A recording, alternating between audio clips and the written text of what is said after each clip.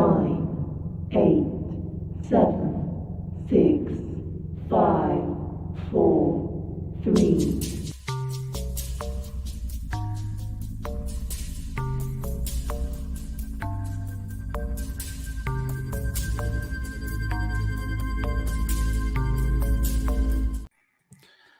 What's up, everybody? Welcome back to Well That F and Figures.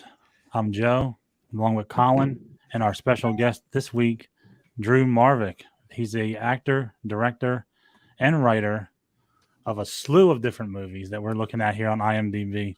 Welcome to the show, my friend. How are you?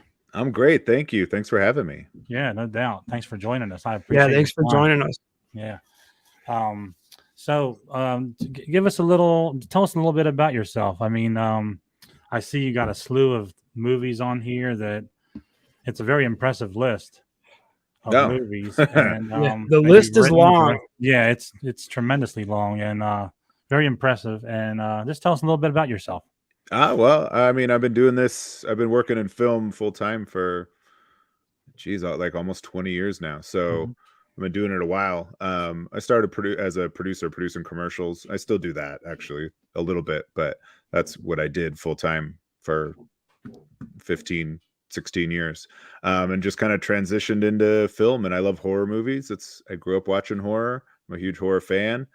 So it was just kind of a natural progression when I wanted to make a movie that I wanted to make a horror movie. So, and now I'm like up to my neck in horror. It's become my life. Right. Yeah. I see behind you thousands of movies, DVDs. Oh yeah. It's a very impressive collection there. Yeah, are they mixture of horror, comedy, all kinds of stuff, or just whatever? Yeah, it's a mixture of everything. And I know some people are really particular about their movie collection. I just put them in alphabetical order.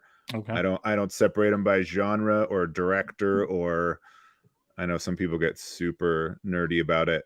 But yeah, so it's just a mixture of everything. And then I think on the top are VHS. Oh, okay. Yeah.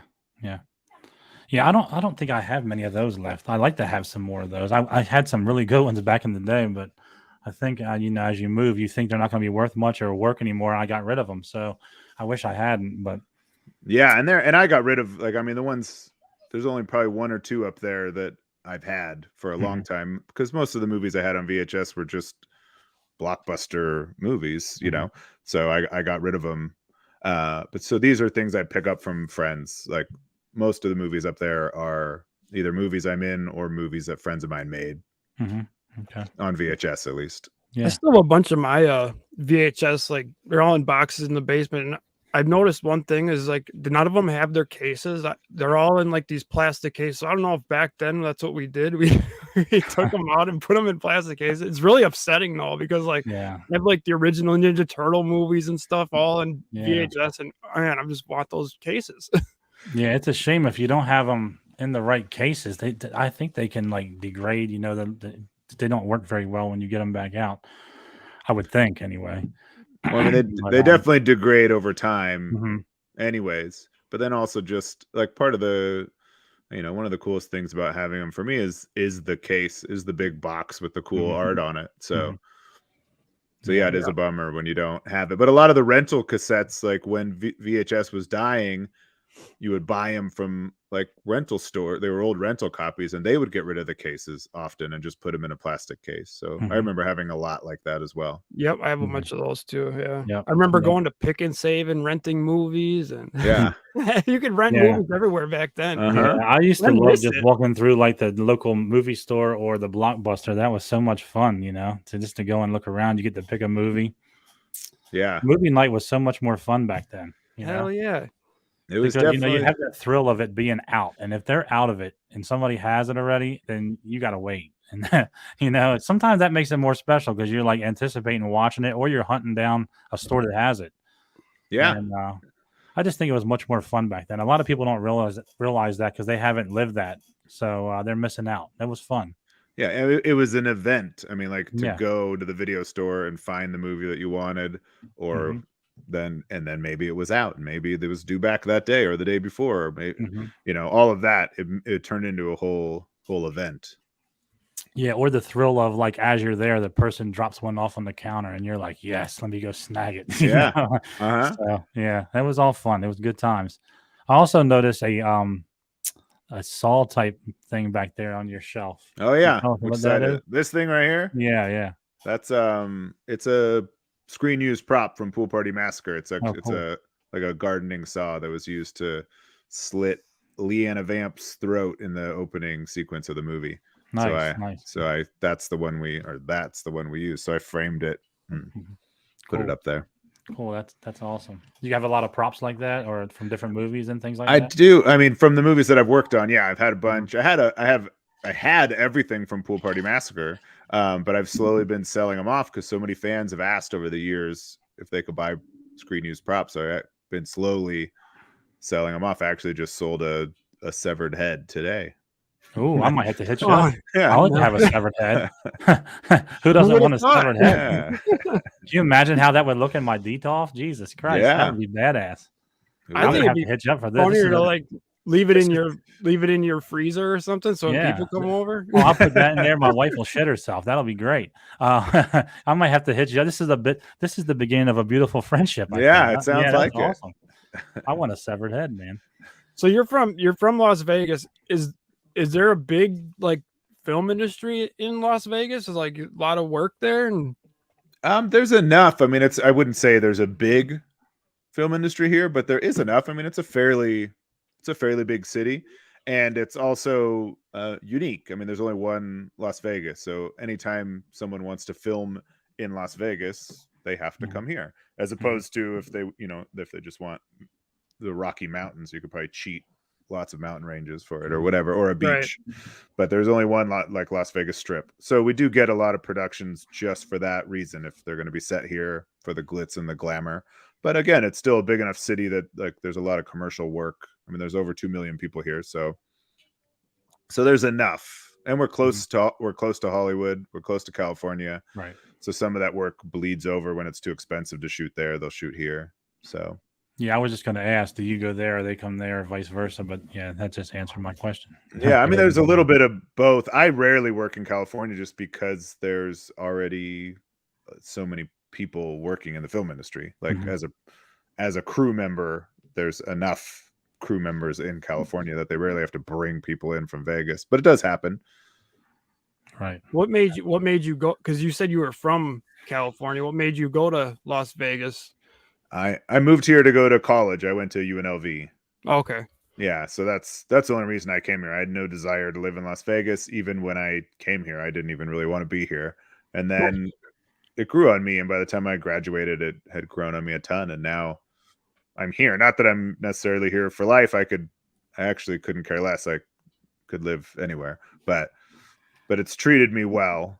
So it seems like it'd be a fun place to live. I mean, it doesn't get old living there, I guess, because it's like just the strip, and then everything else is like desert. Or do you live far away from that, pretty much? Yeah, I mean, I could be on the strip in 15 minutes if there's no traffic, so I'm pretty close. But also, you wouldn't know it. I mean, if you were at my house, you would have no idea you were in Las Vegas, even if you were in the driveway or in the backyard.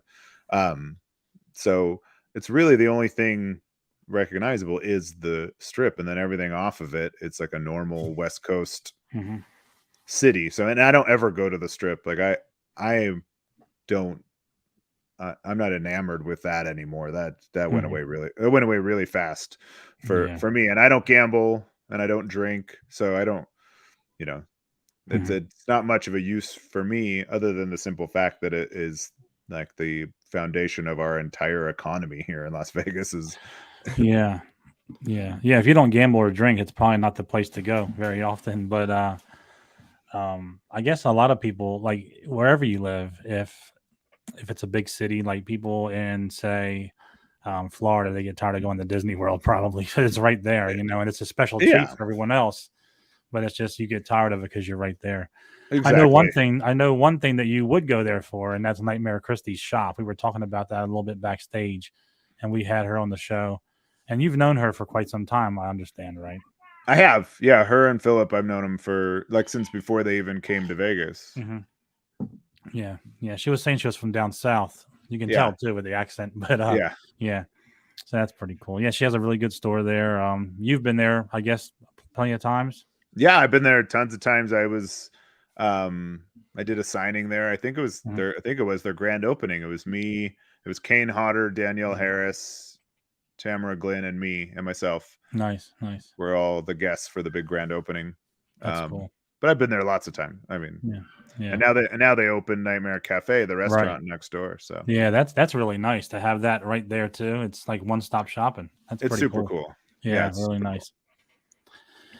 Definitely got to hit that up when I get out that way again. That would be so nice to just go there and walk through that place and check it out and have lunch there. It'd be a super cool time, I think. It is. Yeah, it is. It's super cool. You definitely need to check it out.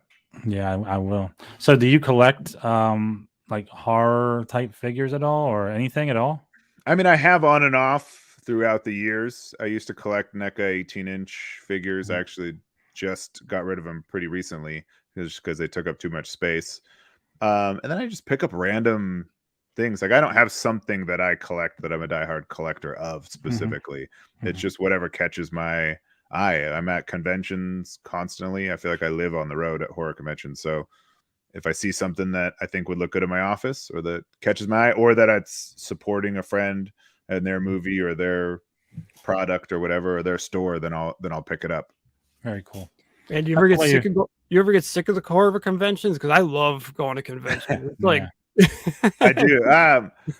I do. I think I'm in. I mean, it goes in waves. I think I'm in if it's peaks and valleys, I guess I'm in a valley. Like right now, I was just talking about how I might just not go to a horror convention for this entire year, actually, and just take a year off. I doubt that'll happen because I already have several that I'm supposed to attend. But yeah, I mean, sometimes just being on the road and being away from your family and your girlfriend and yeah, sure. I'm not looking at it like that because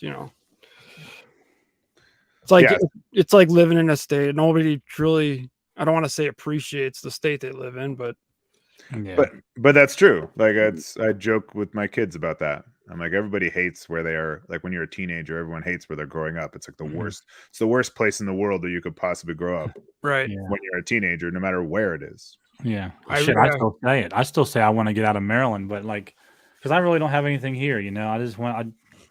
I mean, we have the grandkids here and all that. We could visit, but I mean, there's nothing like. That's the only thing really holding us here is pretty much that, and I don't know. I'd always say we could still visit, but I would love to go down south somewhere. And I always said that too, growing up. Like I was like, oh, I want to move. I was born in Arizona. I was like, oh, I want to move back to Arizona, and I want to move to California. And then once I got of age and I started traveling, I'm like, man, these places are way too different than I'm used to. I couldn't live here. So I'm actually happy now that I stayed where I'm at. Sometimes the grass. Don't get me wrong. I would love to like try out a new state like Colorado or something, but it's almost, I don't know about Colorado. I don't care. I'm finally now starting to just appreciate where I'm at. Yeah. It'll definitely be somewhere warm if I do it, but like see the warm that doesn't matter to me. Like that's not. I like snowboarding and stuff, so that's not a.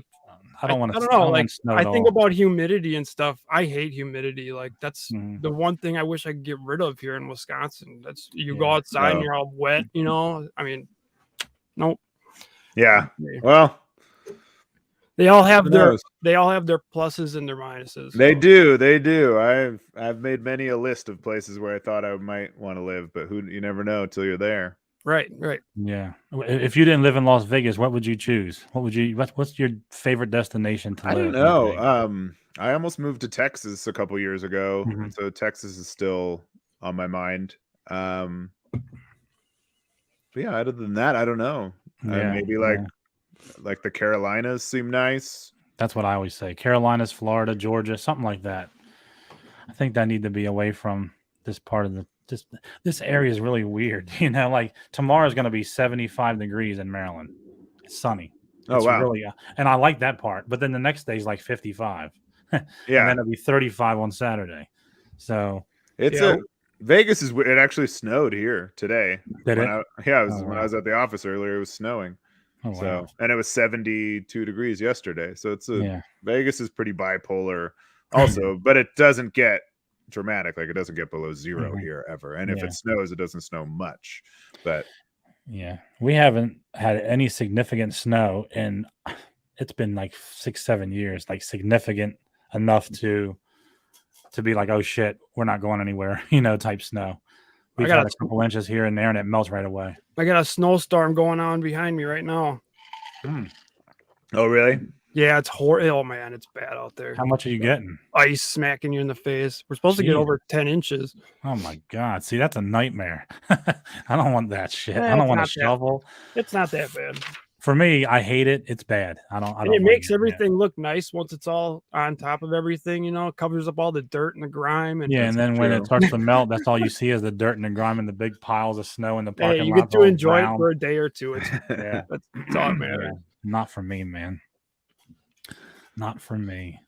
So do you collect coffee cups? Because you have some of the coolest damn coffee cups I've ever seen. I noticed that too on IG. Yeah, I noticed that. Yeah. So it's funny. I actually didn't even drink coffee at home ever until I started dating my girlfriend like almost 2 years ago. And so like coffee cups, I didn't like. I knew coffee cups existed, and I had used one before, but I had a couple of them, and mostly used them for like hot chocolate with the kids or something. Mm-hmm. And then slowly, she drinks a lot of coffee and had a lot of coffee cups, and then we started making coffee at home.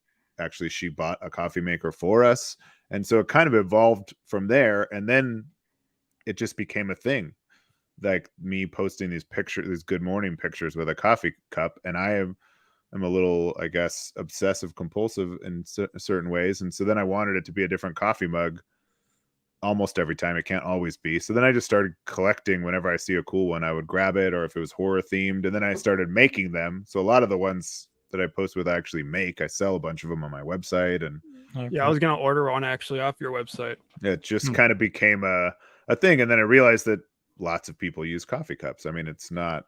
Oh yeah, they're very common. And oddly enough, for whatever reason, even though when you're drinking coffee, you don't even see what's written on it, but there's just something fun about having, there's a meme that says, like, I don't know why, but coffee always tastes better if you have a cool coffee mug. And there's just something about it. So, yep.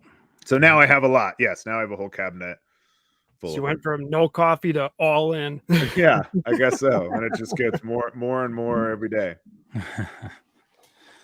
Yeah, I don't drink too much coffee. I try to stay away from it, but little by little, my wife's got me into it more too. So like yourself, I didn't really drink it. Then she has to have it. Like she will not be any good unless she has 2-3 cups in the morning. So you don't want to even mess with her if she doesn't. So yeah, my girlfriend's the same way. Yeah, I don't know how people get like that. I don't see the attraction. Like I would never get that pissed off because I don't have coffee. Man, I'm the person that drinks coffee all day long. Oh, do you? Yeah, I do. I don't know what it is. Since high school, I've just been like hooked on coffee. I don't know why. I legitimately love coffee. I mean, I like it. I just don't have to. There's nothing I have to have. There's nothing I see it like I don't have this. I'm pissed. I feel like people are like, I have to have my coffee. I don't know if it's like that. I just like drinking it. I don't know. You just like having that mug in your hand and walking around. I guess maybe I've it, never like deprived myself of it, so I don't know what it's like to not have it. So well, I think you'd find out you do need it. I mean, it is. I mean, caffeine is addicting, and if you've been drinking that much coffee for that long, I have a funny feeling if you took a few days off, you would have a horrible headache, and then you would not feel good, and then coffee would fix it. Because I've actually just been thinking like I do need to cut down on the coffee because I do drink a lot. I mean, I drink more than I should. I know that. Do you get jittery or at all? Like, do you drink strong coffee or just like something mild, medium? What? Actually, I'll like switch back and forth. Sometimes I'll actually go to decaf coffee. Yeah, decaf's not bad. I don't know. Now that I'm thinking about it, I do notice how it does affect you. Yeah. Decaf, even decaf, they say has a tiny bit of caffeine. Yep. You can't get rid of it all the way it's made, but I don't taste much difference. Like my wife can tell right away if it's decaf or not. I can't. I'm like, I don't know what the hell that is. It's just coffee to me. Like it tastes the same. So yeah, I don't got any cool. I got one cool mug, but I got this cool Nice. little mug here, or whatever you want to call it, tumbler. Yeah, it has all my favorite characters on it. I use this a lot, but I got one cool coffee mug that says "I like my coffee on the dark side," and it has Darth Vader on it. So that one's pretty Nice. cool. But other than that, I'm not. Yeah, I do see some. I got a Mandalorian one too. I'm lying. I do have a Mandalorian one too, but yeah, I'm nowhere near as many as you have. Yeah, I need to make room for more. There you go. I have to check out your website though. See what you got. Coffee cups, they take over your kitchen after a Yeah. while. Yeah. I got boxes of them now. Like I don't know, you just can't stop buying them. You know. I got boxes of glasses down the basement, like glasses from McDonald's and Burger King from way back when I was a kid. Yeah. Like Star Wars and Star Trek, whatever all the ones they used to give with the Happy Meal. I just put them all away because there's no room. Like nobody has that much cabinet space. I don't care who you are, but I had to put them all away. Yeah. Well, that's the problem with collecting. Yeah. You run out of space. That's the truth. Yep. Going through that right now. That's why I had to get that shelf behind me, that big white one. And I'm running out of all kinds of space in here. But it's fun. It's fun though. All right, I gotta change directions again. I know we're jumping all over the place, but yeah. So all right. Do you do a lot of I saw that you ended up on a Wiz Khalifa Juicy J music video. Do you direct a lot of music videos?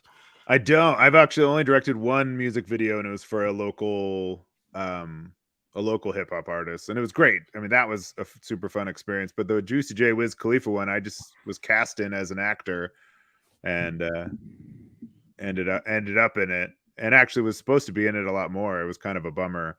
They were just like it wasn't the most organized shoot, and they ran way behind schedule, so they had to cut almost like all of my scenes that were fun with dialogue and interacting with them, and I just ended up in the background of like the party scenes. I have to ask, how you almost threw up on? Did you read that post? Yeah. So so I don't smoke weed or I don't do anything fun. I'm super boring. But obviously Wiz Khalifa does. That's like part of his like identity and his brand and everything. And so we were in a little motel room that was part of the music video. And so it was Juicy J and Wiz and the producer of the song, and then like part of their entourage, and then a bunch of girls in bikinis and me all jammed in this tiny little gross motel room. And it was supposed to be like a party scene. And so the whole room was instantly full of pot smoke anyways. But then while the camera was rolling, Wiz took a big hit and then went to hand it to me. And I had this moment of like, this is a moment in the video where he's handing me I can't say no. Like, so I just stayed in character and took it. And I thought, I just won't inhale, And so I took a big hit, but I don't know I didn't practice how to not inhale. I mean, and it was just instinct for me to breathe. So I breathed in, and I ended up taking a big hit off of Wiz Khalifa's joint and blowing it out. And then it made me instant. I probably wouldn't smoke weed anyways, but I also don't because I'm allergic to it. And I have been, since I tried it for the first time in high school, and it makes me really nauseous. So I should have known better. But then I was within a minute was extremely nauseous and 100% sure I was going to throw up. I was stuck in this hotel room, and I was towards the back. So like between me and the door was a giant like bodyguard, part of their entourage. Juicy J was sitting right in front of me on the edge of the bed, and then girls, and then a camera. So I couldn't get out. Like I couldn't leave. And we were rolling, like everything was going on. And so I had like a moment, it felt like forever to think about it, but it was probably just like a minute to think, oh my God, if I throw up, where am I going to throw up? I have two options. I can throw up behind me, like on the nightstand in this hotel room, and maybe no one will notice. Or I could just throw up in front of me and it would just go all over Juicy J. And it would be the most amazing, like viral moment probably ever of some like random white dude in a wife beater that shouldn't even be in the video at all. And then he throws up on Juicy J. So I like went back and forth on that long enough that we cut, and I was able to get out of the room. And once I got out and got fresh air, I felt fine. But but I was like 100% sure I was going to throw up on him. And I was terrified about what also would happen, how badly I would get beat up by the 400-pound bodyguard that was next to me after I did. Right. But luckily, none of it happened, and we finished the video, and it all was well. And they were great. Like, I don't want to throw up on Juicy J. He was super polite. He was a really nice guy, actually. Yeah. But yeah, that was just my high, nauseous inner monologue while I was stuck in that room. That's a cool story. What are Yeah. the chances of that, you know? Yeah. You had never smoked before that, hey? I mean, I had like in high okay. school and on and off, like I tried a couple times throughout the years and it always made me sick. But yeah, it's also like when I tell that story, like people that do smoking with Wiz Khalifa is like a dream. Like there's people that's would be either smoking with him or Snoop would be like the biggest thing you could ever do. Yeah. And so here I got to do it and I didn't even want to. Like I'm pissed that I had to. So it's Right. kind of Like, funny. Like put that on your resume, you know. Yeah. Smoked with Wiz Khalifa. Yeah. That's awesome. No, I know what you're saying though. That is, I mean, I don't smoke weed, but I know a lot of potheads, and Yeah, I don't either. I can't. My job like wouldn't you said, allow it. that'd be a dream of theirs. Yeah. Yeah, exactly. There's plenty of people that when they've heard that story freaked out.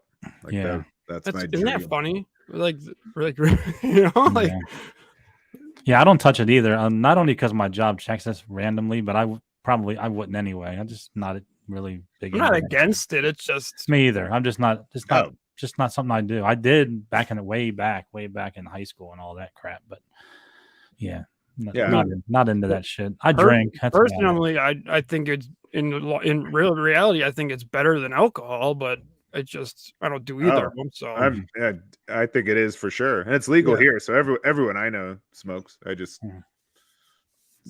everywhere. Here in Wisconsin, I think we're going to be like the last state, or if we ever legalize it.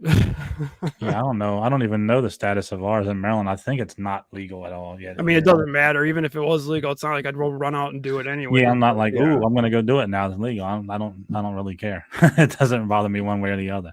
I just feel like I can't function on it. It's like I don't think of shit like that. I drink occasionally, probably a little bit more than occasionally, but I mean, it's most of the time I'm home. I would say though, like if I did have the chance to smoke with like Snoop Dogg, I probably would do it. Yeah, why not? Once in a lifetime. Sure. As long as you don't throw up on them, Jesus. Can you imagine? And not because it's like, this thing I want to do, but then I could tell all the potheads like, hey, I smoked a Snoop Dogg, so yeah, exactly. Oh yeah. So your good morning picture this morning, you have a pretty interesting mouse pad. Oh yeah. Not only looks good, but it helps with carpal tunnel too. So it does. It's Elvira with her big boobs as the carpal, as the wrist protector, I guess. Yeah. The wrist. Yeah. It's a very practical mouse pad. There you go. Yeah, and it helps. If it helps, it helps, right? Yeah, exactly. It's cool. Yeah, so I'm just scrolling through. Go ahead. I know that the Pool Party Massacre movie is on Tubi right now. Can you find a lot of your stuff on streaming services, or is it? Yeah. I mean, like if you're looking at my IMDb, there's a ton that probably isn't out yet. There's probably 15 to 20 things that are coming out soon. But yeah, most of what I do, I mean, like Pool Party Massacre is on Prime and Tubi and on everything. I did a movie called / Lorette Party. That's definitely on Tubi. I think it's on Prime also. That's the next one I'm watching. I saw a trailer for it. I thought it looked good. Yeah, it's fun. I did a smaller local movie here called Axmas, or Axmas 2 actually is the one I'm in. That's on Tubi for sure as well. Some bigger releases like a movie called It Stains the Sands Red. I had a really small part in that, but that's a great zombie movie if you're looking for a zombie movie to watch. And that's, I think, everywhere. Yeah, definitely. I think I'm just gonna start going down the list. Yeah, I think I'm going to too. And for sure, Red Party does look cool. Yeah, it's great. I was just gonna say the kind of stuff you do is it's just fun to watch. It's I It's love different. that kind of Yeah. stuff. Yeah, Yeah. Yeah. And that's what I mean, that's the kind of the kind of movies I like to work on and that I like to make when I can, is I just, to entertain people. I want people to be able to have fun. I'm not trying to change their mind on anything important or, pull on their heartstrings too much. I just want them to be able to there's enough terrible things going on. There's enough to be upset about in, I think, everyone's life that I'd rather give them something to not worry about. Definitely. oh my That's God. what we look for. You need that escape, Yeah. Yep. Now, Definitely. we don't need politics jammed down our throat, and No. yeah, that's perfect. Yeah, in the state of the world right now, we definitely need something that we can enjoy and get away from all this crap, and because everybody has something going on, everybody has a story, but they all need a break from that story. And movies like this that you've made and been in, that helps a lot. It definitely does. It's fun. Yeah, that's good to hear, because it's always my goal. Yeah.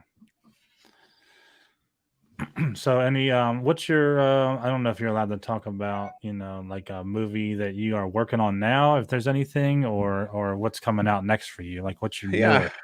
I don't know I'm not sure what's coming out next, because like the movies I act in, I don't have any control over when they get finished or released, but The Barn Part 2 just got released on physical media, so that's cool. It's out on Blu-ray and DVD, but it hasn't hit streaming yet. I'm sure they have a really big plan for a huge release, but they just haven't announced it yet. So is available. You can buy the Blu-ray and watch it, but you just can't stream it yet. And then what else is coming out? A movie called Murder Size. It's the same filmmakers as Slasherette Party. It's like it's an 80s like aerobics themed slasher. That was tons of fun. That's being edited right now, so that should be done soon. There's a ton. A movie called Killer Popcorn that I think is almost done. That's another crazy horror movie. I go to shoot a movie called XXXmas at the end of March. It's a Christmas horror. I play a killer Santa, and that one, the script is a lot of fun. I'm really excited about that. It's basically, from what isn't spoiling anything, I play Santa, the real Santa Claus, and I find out that a group of porn stars are making a Christmas themed parody porn, and I'm not very happy about it. So I actually go to where they're shooting and kill them all, and that's the movie. Santa Claus killing a bunch of porn stars on Christmas. Nice. Perfect. So, but it's funny. It's written really well, and it seems like it's gonna be a lot of fun.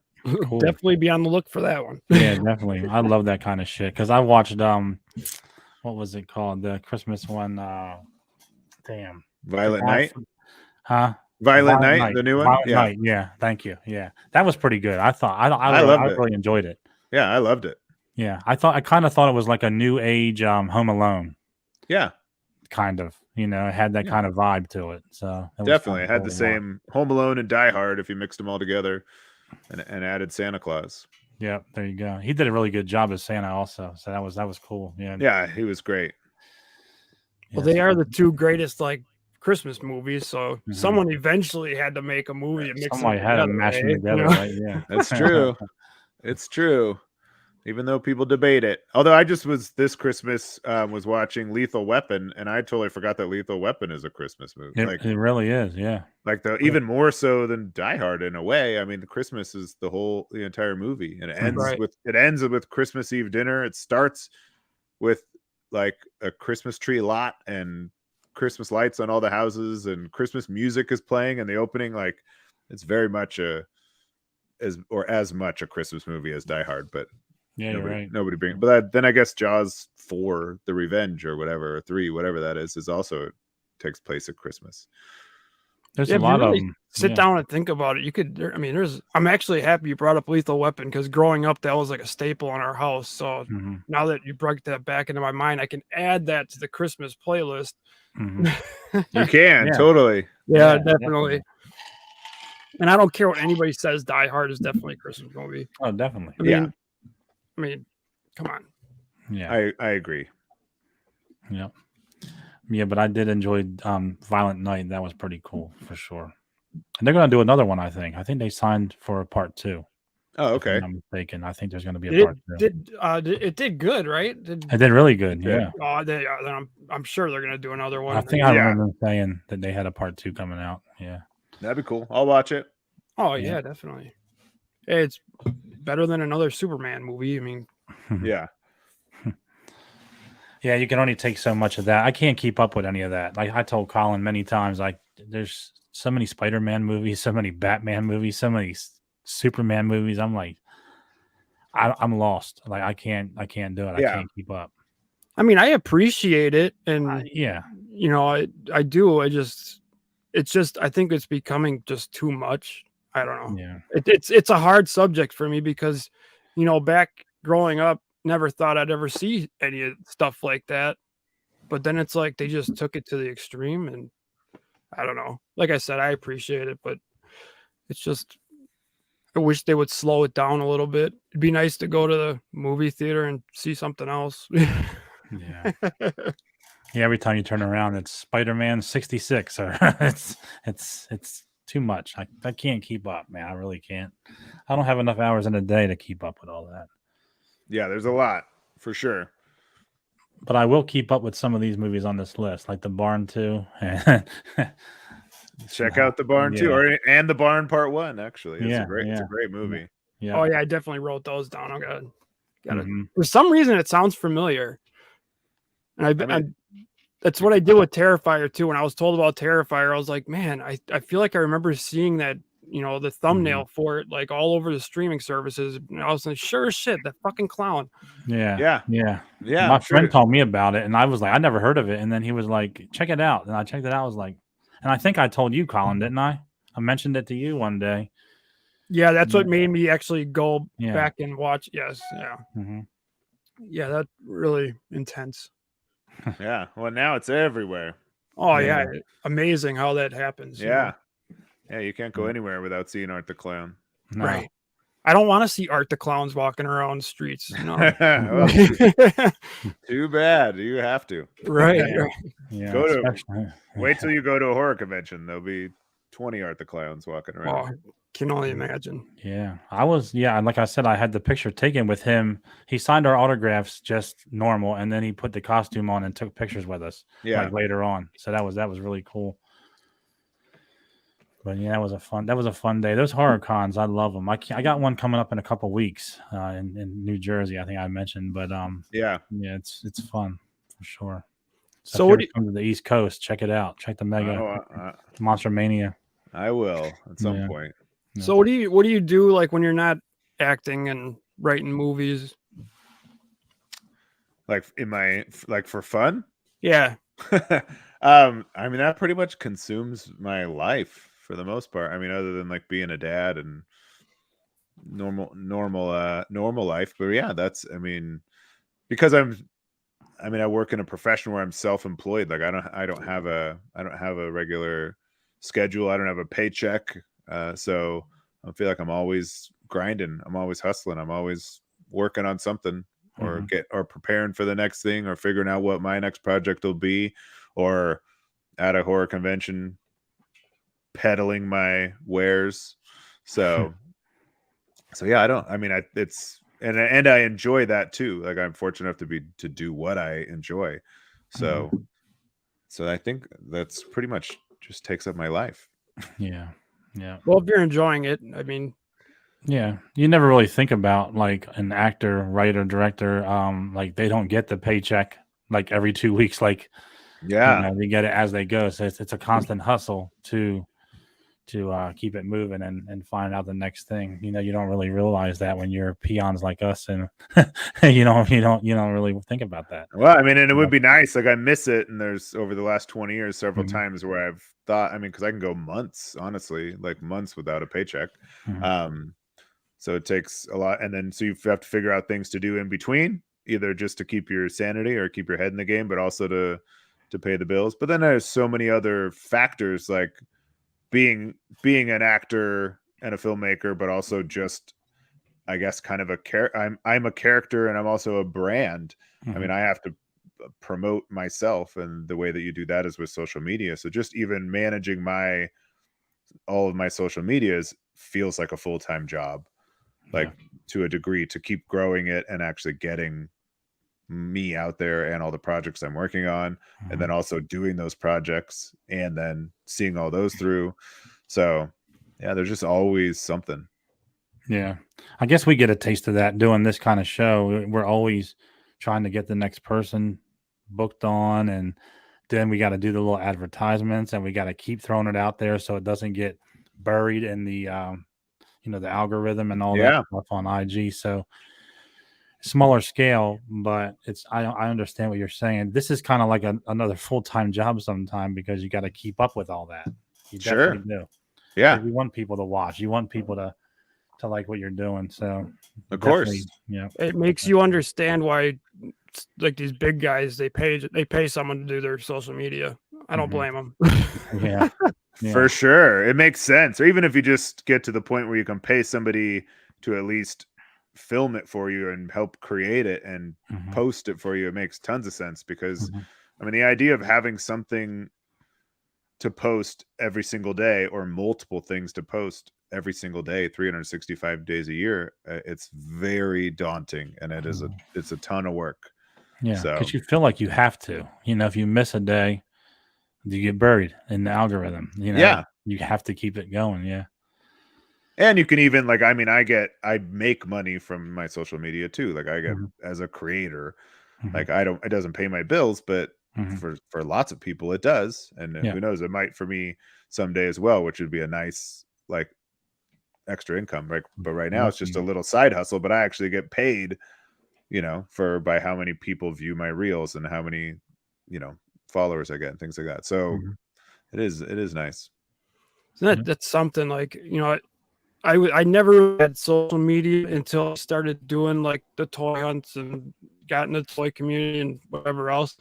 Because growing, like, I don't know, I was always against Facebook, and so if I would have known back then, like, how this shit actually worked, and people were actually making a living off of making fucking YouTube videos, and man, I would have started back then and started doing what I'm doing now, because it's fun. I love doing it. I've been having a blast doing it, but I just feel like, man, I could have been doing this 10 years ago. Of course, I could be somewhere else right now. I mean, there's no guarantees, but man, sure. But it's true. There's plenty of people that were fortunate enough to start early enough and were good enough at it that I mean, I know several people that make their living from social media, and that's it.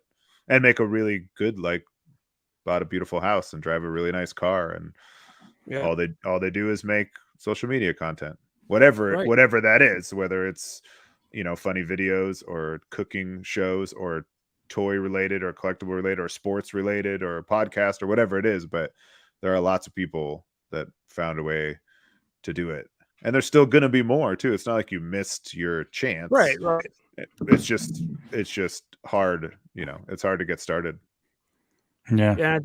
I think you gotta, a lot of people give up too early. I think that's a lot with, like, everything, you talk to any of them, successful content creator, and they always said, like, all of them talk about that point where, like, they wanted to stop doing it because they thought it was going nowhere, and they pushed through, and all of a sudden it was like, boom. Yeah. Well, I guess that's what makes it harder as an adult, or someone that has more responsibilities, is you can only do it on like, you have to still keep your day job, or you still have to be able to pay your bills and feed your kids or whatever it is. So you can't necessarily go all in right from the beginning, or at least most of us can't.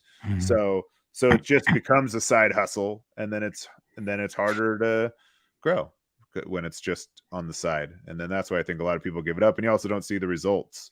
Right. Just like with anything. I mean, if you decided that you wanted to be a professional baseball player, but you could only practice when you weren't at work or weren't doing stuff with your family, and weren't, you're not going to be a professional baseball player in 6 months. It's going to take 10,000 hours or whatever. So, the more time you have to dedicate to something, the easier it should be. But when you're an adult, that's hard to do. Yeah, Oh, definitely. It's I just wish I would have started earlier too, because it could have been some. A lot of people. There's some creative people out there. I mean, I know. I even watch a guy like pretty religiously who does mountain biking stuff because I like mountain biking. So he does mountain bike stuff, and he'll just like he built his own trails in his house, and he just throws all kinds of like reviews and just anything mountain bike, and so many people watch these videos. It's like he gets 1 million to 2 million views on each one, and it's crazy to me. Like, and he does really good production too. Like he has really good videos. It's just incredible to me that many people watch a mountain, like somebody change their pedals or whatever. It doesn't take much for him to get 1 million views. He just changes handlebars and everybody's watching this. It's incredible. I'm envious of that. That's pretty cool. Yeah. It is cool. But I'm sure he started small and now he's there. But if he's getting 1 million views on all his videos, then he's making his living changing his handlebars and his pedals. Yeah. I'm sure I heard that how much some of them make for 2 million views, and it's a pretty decent chunk of change. So yeah. There's a lot of money to be made out there. It's amazing. It's amazing what you can do now, and you just got to find that little bit niche, different thing to do, and people latch on. And if there's too much of the same thing going on, then they're just like, why would I watch this person when I can watch this person? It's tough. I could tell you right now, making independent horror movies is not a get rich quick scheme. It's not. You're not going to get rich making independent horror movies, but that's all right. You're having something that you love, and you're having fun, and sometimes, I mean, money's good. Don't get me wrong. We all want money to help the family and have a great life, but sometimes the fun and doing what you want to do instead of doing what you have to do. Of course, yeah. I mean, that's the trade-off, and some people are fortunate enough to make a living doing what they love. But I mean, if you really sit down and think about it, I mean, not everyone gets to make that decision, but most people don't love their jobs. I mean, it's just the way that it is. It's just a means to an end. It's a way to pay your bills, and it gets you where you want to be, and you enjoy your weekends and your vacations, and you find other things. Yeah, a lot of all jobs end up becoming a job eventually, Yeah, it's true. I mean, there are some lucky ones out there, but yeah, everything kind of becomes a job. I mean, right. It's going to become a job at some point, and it's not always fun. I mean, even like what I do, being a content creator and making movies and acting, it's not always fun. There's plenty of times where it's stressful or completely miserable, but it's still overall, it's what I love, and I'm lucky. Yeah, definitely. So I noticed you're pretty big into like heavy metal. I would assume from some of the soundtracks you throw on your IG posts. Yeah, pretty cool. I am too. Yeah. I listen to a little bit of everything, but mostly punk and metal. Yeah, I listen to a little bit of everything too. But I've noticed some of the posts you did, they were really like heavy type music that I kind of like too. So that's cool. Nice. Yeah. Anything else, Colin? You kind of fading away, Colin. That must be that storm. No, you should hear it behind me. It's crazy. I think you're froze. No, like literally. It is cold in here. He's a ventriloquist. Something going on my computer. I see struggling, but it must be the storm. No, I guess the last thing I have for you is does your family allow you to bring dessert to Christmas again? From that Instagram post, that was from a TV show that I was on called Naked Vegas. It was a Sci-Fi Channel TV show. It was a reality show about a body painting business here in Vegas, and I, spoiler alert, was cast to play the manager of the business, because even reality shows aren't necessarily real.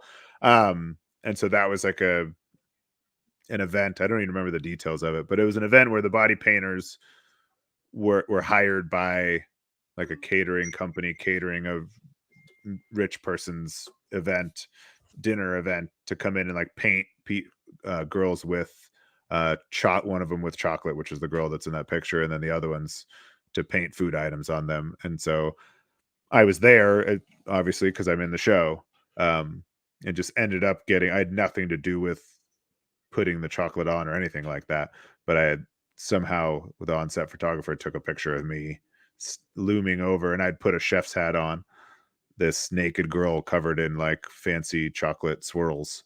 And so it's just a funny picture. So I ended up. Yeah, I thought that was pretty good. Yeah, and it was fun. I knew reality shows, they're scripted and stuff. I didn't know they'd go that far though and actually hire someone to play just manager of the store. It just depends on the show. I mean, some are more real than others, and some, like on that show in particular, was about body painters and a body painting business. So like the body painting element of it is definitely real. Like you can't. I mean, they really have to paint these models, and it really takes 6 to 10 hours or whatever, depending on how elaborate it was. And like if they screwed up, they screwed up. And like they had real deadlines and real things like that. But the storylines that moved us through were of course scripted, because they don't want to, they also need to make sure it's entertaining, right, as well. And so some shows like that one in particular, they cast one person, and that was me, because there wasn't a real manager of the business. The body painters just managed themselves, but they wanted to have one person for comic relief, and that was kind of in on it. And so that was my role. I played the manager. I mean, still me, like Drew Marvick, the manager of the show. Yeah. So, which was a weird thing, because then the show did really well, the one season that I was on. So then I would get invited to like body painting events to like speak about my jeez, yeah. And I would have to either, at the beginning, I had to just turn them down because I had signed an NDA and I wasn't really allowed to say that I was just cast. And then eventually I could, and just say, hey, look, I'm an actor. I was cast to play. I don't know anything about body painting, but it's still fun. Like I was still like a guest at IMATS, which is a huge makeup convention. They had the whole cast out there, and that's where most other body painters and makeup artists figured out that I was just like, because they could tell when they were talking to me, and I would just tell them anyways, because I didn't want to look like an idiot. Right. But yeah, that was a super fun experience. I wish it went further. I mean, it should have gone more seasons. It did really well. It was supposed to have a second season, and then from what I heard, the president of the Sci-Fi Network left, and the new president came in and just canceled a bunch of shows. And that was one of them. Even though it was doing well, it didn't matter. Right. Well, that's unfortunate. Yeah. I mean, well, who knows where I'd be if it did, but it was fun. I had a lot of fun working on it. From the looks of your social media and stuff, it looks like you're living a fun life. I tried to. That's always my goal, really, is just to have fun. I don't know how long I'll be living on this planet, so I'm trying to have as much fun as I can, and like spread it out as much as I can to other people. So, well, I appreciate you coming on. I definitely gonna continue down the list of your stuff and watch stuff. Hopefully keep in touch with you. Cool. Yeah, let me know. Good. If you want to have me back on someday. Oh, definitely. Oh, yeah. We will definitely reach out to you. Joe, you're muted. Sorry, must be my coughing fit that I There had. you are. Yeah. Anything you want to plug or anything that you got coming up, or where we can find you on social media or anything? I mean, definitely. You can find me on all social medias, but mostly Instagram and Facebook, and it's just at my name, just at Drew Marvick. I'm pretty easy to find. Check out Pool Party Massacre. Go to drewmarvick.com. Maybe there's a coffee mug or t-shirt or something you want. But other than that, just I don't know. Have fun. Definitely be checking out that website. I want a severed head. Nice. I'll put all your information in the description so people can find you. Cool. I've already checked out the store. There's I already wanted to order a coffee mug off of there. So Yeah. Awesome. And definitely keep in touch. I hope we can keep in touch somehow with a DM or whatever. And maybe have you back on sometime for sure. Talk some more. But it was fun, man. I really appreciate you giving us your time. And yeah, it was fun. It was fun to learn about them, man. And I'm going to check these movies out for sure. Yep.